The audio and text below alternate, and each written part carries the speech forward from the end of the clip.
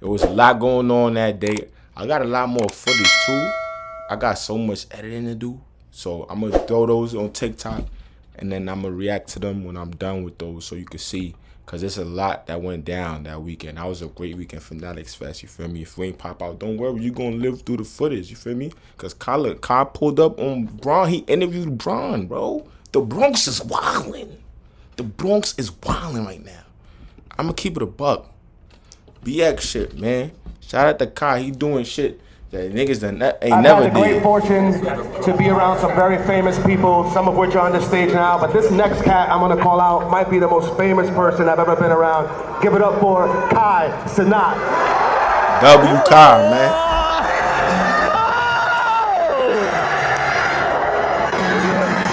Oh shit, I have a big impact on the world, on people. Well, when we were kids, obviously, I had 3 older sisters that were probably my biggest sporting inspirations, and they were all great athletes, but I saw what they did for our family. And for me to be at the ball fields my entire life, growing up and going to women's softball games and women's soccer games, and I was like, that was my entire life. So it was an early age for all of us, and then the fact that we got to move on to a professional level, and then to have my kids, you know, be a part of all these incredible moments that I had, but then to experience it with you guys, I mean, look at what sports is doing for us right now. We're coming from all over the world. It's amazing, man. This room together to share like a really unique moment. This is a unique moment in my life. You don't see many of these rooms full of people with this much excitement. So it's an amazing impact, not personally from the inside out, but also from the outside in. And I think the important part is for us always to, you know, hold sports at a high standard, and always, you know, as athletes.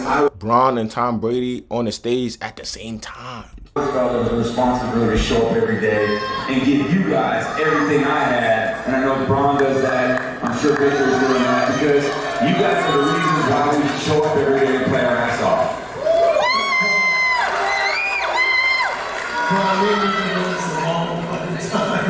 We've been all over the world, from China to all over the place, all over the world. Does it ever cease to amaze what sports can do and bring together like this and people getting excited? And is that why you still play and love it? Absolutely. I mean, like you said, we've been all over the world. We ain't not even gonna let him talk. They ain't even gonna let him talk. Everybody's hype.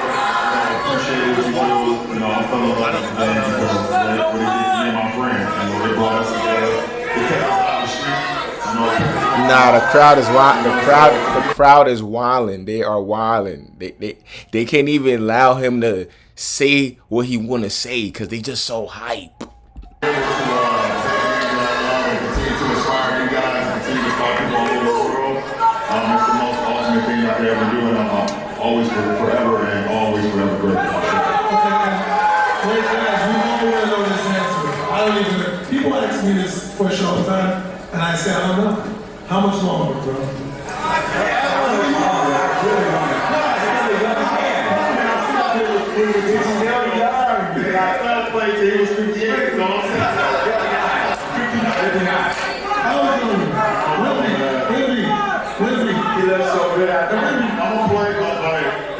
can't play that much further, and the more time that I play, as long as he keeps smacking my fucking shots, Yeah. Jalen Wembanyama. You gotta keep going. It's like he's worked so hard to get to this point. Now just take outreach. I can't even do that. And for you, obviously sports has brought you to a whole other country. Obviously you played around the world. I remember you guys speaking God. I thought you were going to win that game. You guys are really nice. That was scary. Unbelievable. One of the best games I've seen. But what is it for you? What does it feel like for you to be in a whole other country playing a sport that you love, living in the city, traveling around America? What does that feel like? Are you loving it? And is it what you expected? Yeah, it's what I expected more. Coming from Europe, basketball, first class. This a different Wembley, by the way. This Shaolin Monk Wembley, you heard? Here, and it's the best country here to be an athlete by far.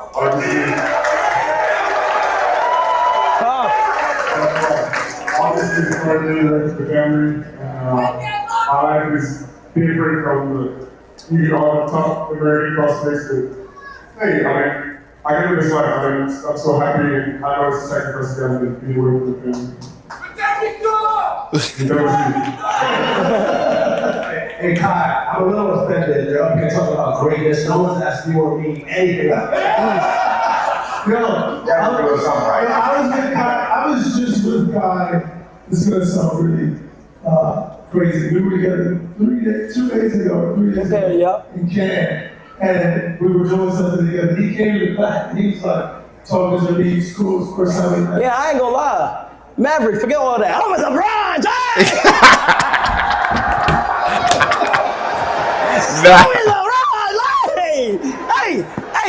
Nah, he ain't just give him a pound and do the 5 G's, bro. Yo. Hey, hold on.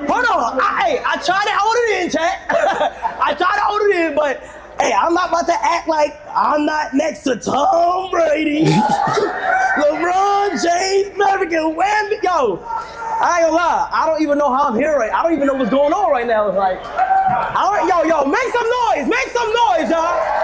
No cap. Bro, this is OD. Some people, people are never gonna be able to do something like this in their life. LeBron James, Tom Brady, in the same setting. Come on. Oh, yeah, hold on. So, y'all know I'm from New York. Yo, yeah. Yo, this some New York shit. The best city in the world, you are. Facts. New York City.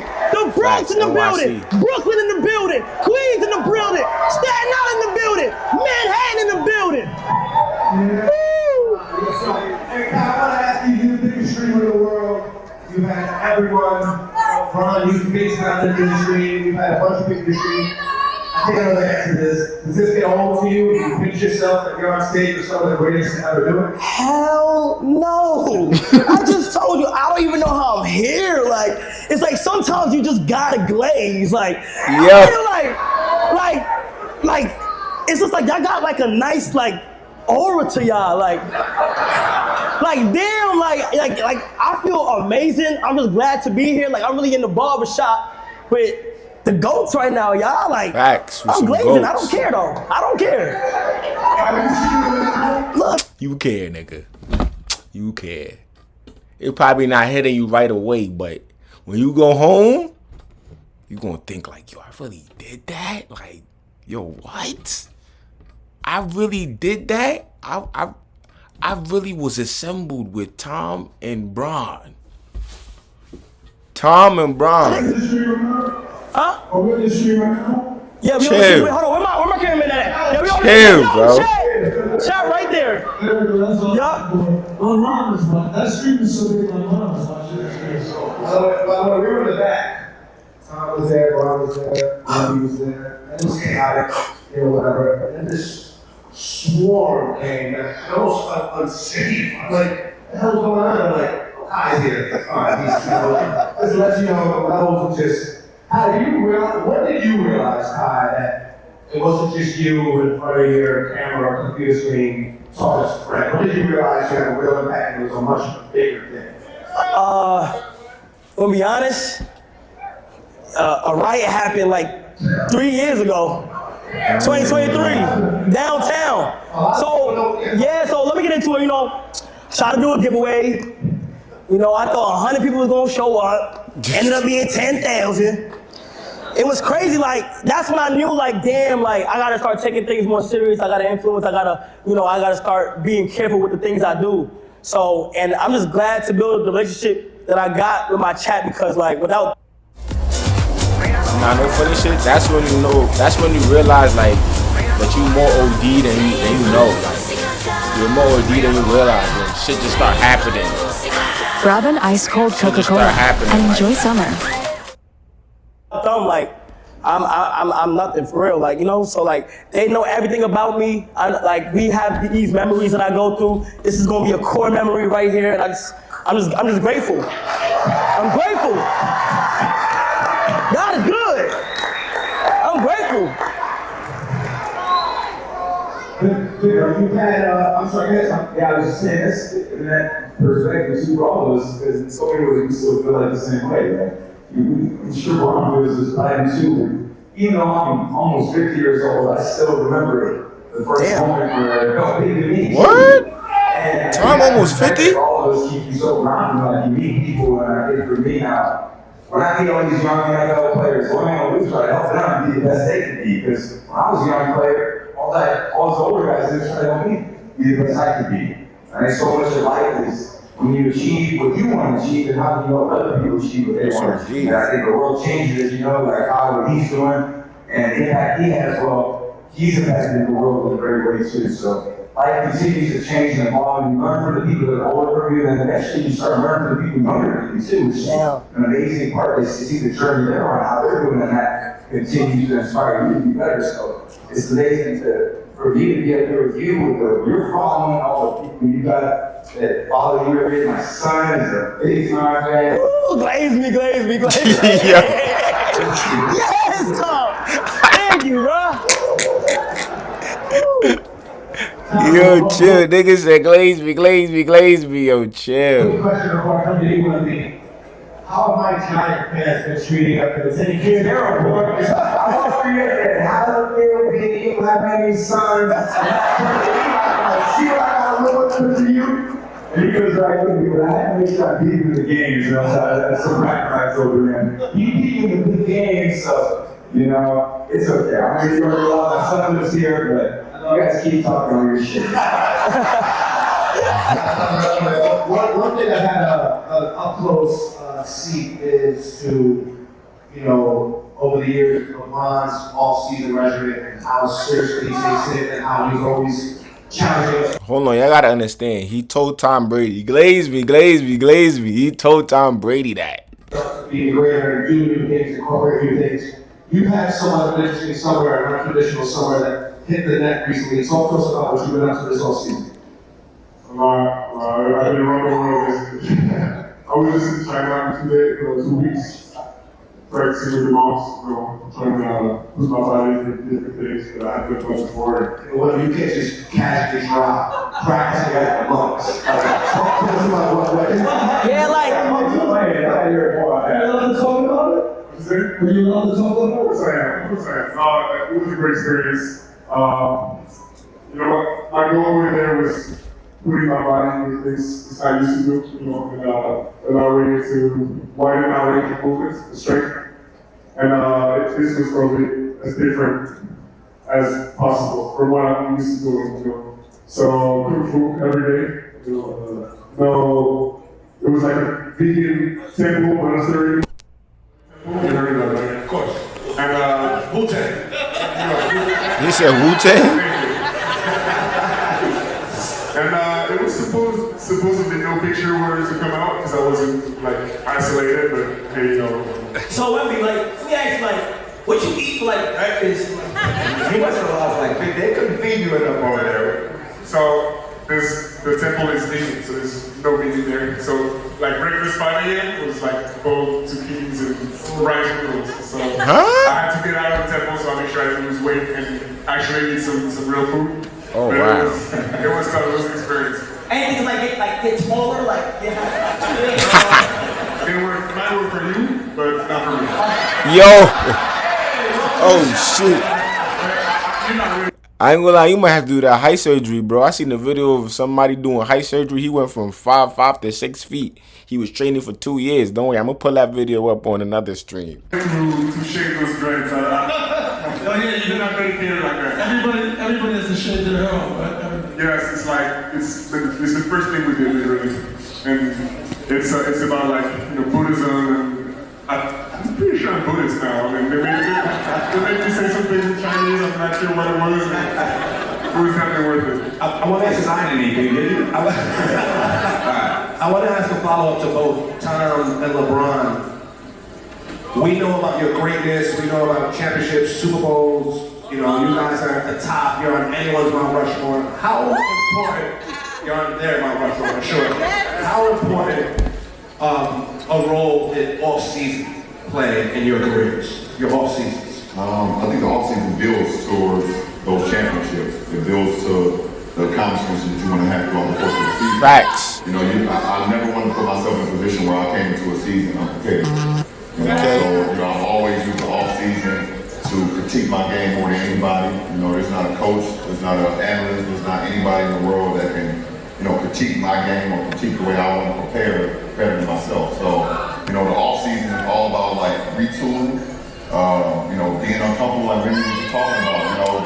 That was the most uncomfortable OBS tweaking a little bit. And that's good. That's great for you.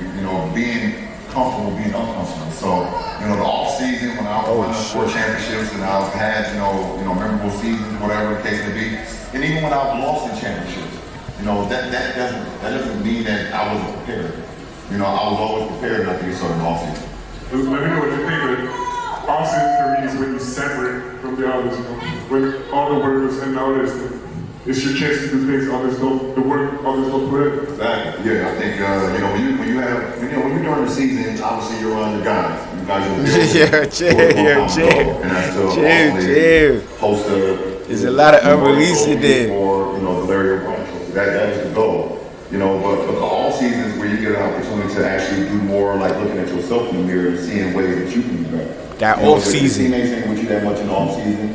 That off season when you put that pain in, when they're not watching. You will be with them at some point throughout the off season, and you guys running around, working on timing, or you guys getting to the gym, you guys are working on things. But most of the time, obviously it's been with family, but also for yourself. Like you have to design yourself to how I am going to be great. Put yourself in the most simulated moments possible. So when those moments come during the season, whole season, games, there's big games, 3 and 4 nights. These guys play on Sunday and then have to play again on a Thursday. That type of shit that you have to be able to prepare yourself in the off season for those moments.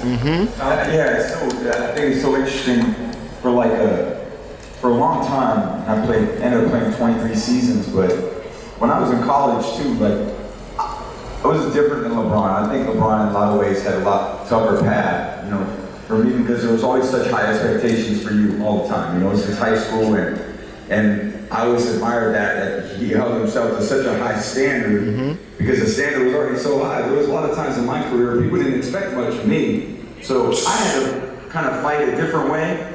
And what I realized for me was I had that off season. For me, I made it almost feel like it was when I was at Michigan, for example. I'm in the off season. I made it feel like I was playing Ohio State. I really did. I had to train that way. And then when I got to the pros, in the off season, I would go through workouts with my receivers, and we made sure the ball didn't hit the ground. Fire. So I was throwing passes to Randy or Julian or Wes or Gronk or whoever it was. If the ball hit the ground, we had a problem. And there was almost a level of intensity, because the only way to deal with the stress in the moment, I can imagine being at the free throw line, make 2 free throws to win the game or send it to overtime. For a quarterback, it's always like that 2-minute drill. So you practice that 2-minute drill like it really meant something, because you didn't want to wait for that big moment to deal with the emotions of the big moment. Facts. I always felt like I needed to deal with those emotions all the time. I didn't make every moment a big moment. So during the season, it was super important to practice hard and practice well, because I needed all those guys that I got in the huddle with to deal with, man, this is big, Cody's gonna yell at me, this is gonna happen. I needed them, to push them outside, like LeBron said, being uncomfortable with, that being comfortable with the uncomfortable. I had to make people feel uncomfortable. I had to make myself feel uncomfortable. Right. You don't want to have to wait till the 4th quarter of the Super Bowl to be uncomfortable.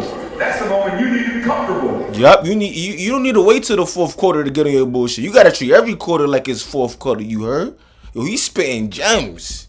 You gotta train yourself for these uncomfortable situations, man. You gotta make sure that you ready for all those moments when shit hit the fan. You heard? Come on, yo, he's spitting right now. He's spitting. I gotta give it to him. So if you can put yourself in that moment, kind of in a way predating that, then you gave yourself a huge advantage. I think when I got in those big moments, I felt comfortable, because all season long it was always about, when we get there, we can't fail. All season long, nah. He gave game. He gave some serious game. He gave some serious game right there, man. I ain't gonna lie, man. I ain't gonna lie. You dad gotta treat every season like it's crunch time. You feel me? All these moments. That's what's gonna build your character to be a beast. We didn't have a hard time being Hey, Kyle, we're talking about preparation. You played in a couple celebrity basketball. What's your preparation been for your celebrity? Oh, yeah.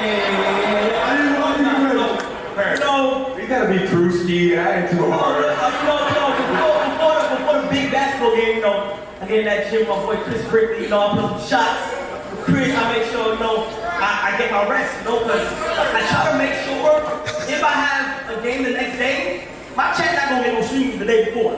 Chat, I'm already kid straight. I gotta lock in, I gotta stay focused. I gotta get my rest in, I gotta put my shots up. And all the time, I get comparison so much. Ty, you play like Braun, you play like Curry, you play like Yo. Before I'm up in that tunnel and I see supporters out there, I gotta stay focused. I can't let it get to my head. You know what I'm saying? I can't. But if my girl on that sideline, I'm dropping 40. Nah, when your vibe is there, you start hitting niggas with extra crossovers, you start going dumb hard. Now you doing, instead of doing one move to score, you doing three moves. You know what I'm saying? They wanna hit my hole. She want that bread for sure.